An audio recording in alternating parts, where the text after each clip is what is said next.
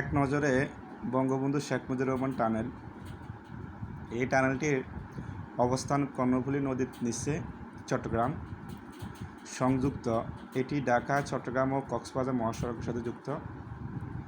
এই টানেলের দৈর্ঘ্য 3.32 কিলোমিটার, যেটাকে মাইলে নিলে লেখা যায় 2.06 মাইল।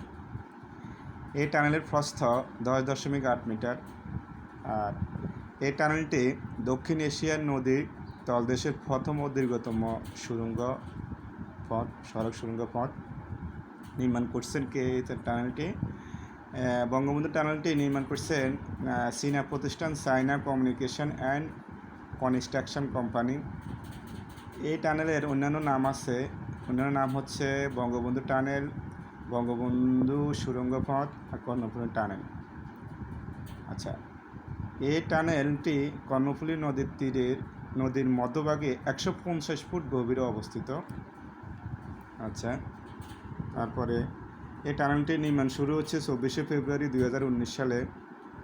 এটা চালু হয় বা এটা উদ্বোধন করা হয় 2023 সালের 28শে অক্টোবর। আর এটার ল্যান্ড সংখ্যা হচ্ছে 2টি। আর এটা উদ্বোধন করছেন বাংলাদেশের প্রধানমন্ত্রী শেখ হাসিনা। ডিয়ার ভিউয়ার্স, তাহলে এটি হচ্ছে এক নজরে বঙ্গবন্ধু শেখ মুজিবুর রহমান টানেল। ধন্যবাদ সবাইকে।